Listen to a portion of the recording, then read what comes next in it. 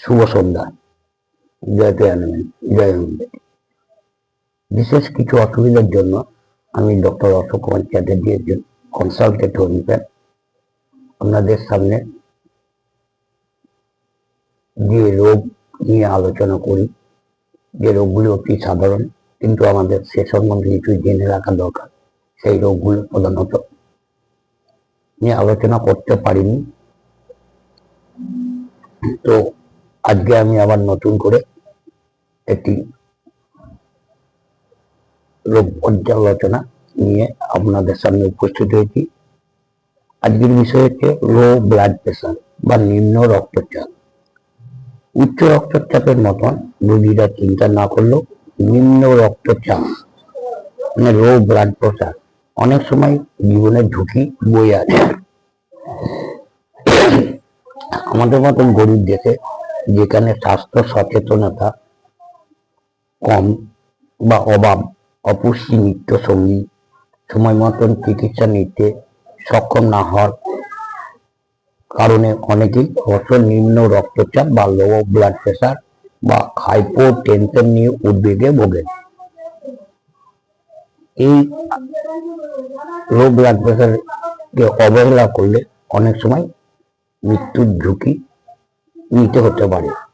সাধারণ ভাষায় শরীরের সব জায়গায় কোনো রোগ বা শারীরিক অবস্থার লক্ষণ বা পরিণতিতে নিম্ন রক্তচাপ হতে পারে।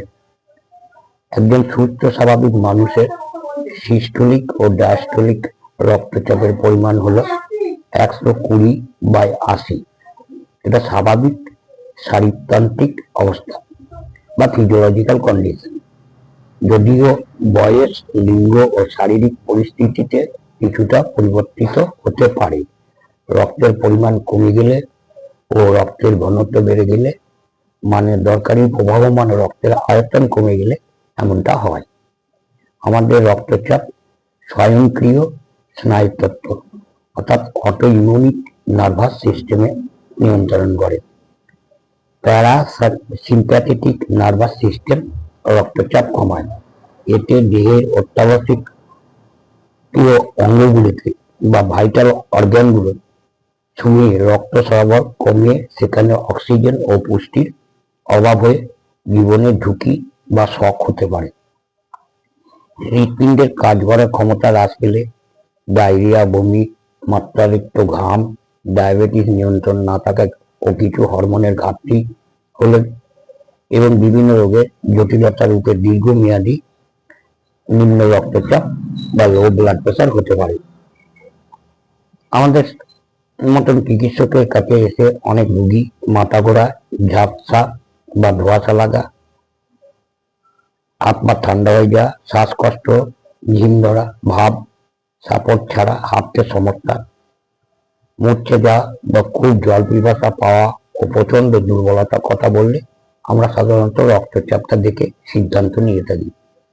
দেহ থেকে অতিরিক্ত রক্ত, পায়খানা, বমি, ঘামের মাধ্যমে তরল বা ফ্লুইড বের হয়ে ডিহাইড্রেশন হলেও যদিও প্রয়োজন মতন জল বা তরল মুখে বা ইঞ্জেকশনের মাধ্যমে স্যালাইন গ্রহণ না করা হয়, তাহলে রক্তপ্রবাহ কমে গিয়ে নিম্ন রক্তচাপ জনিত জটিলতা দেখা দিতে পারে।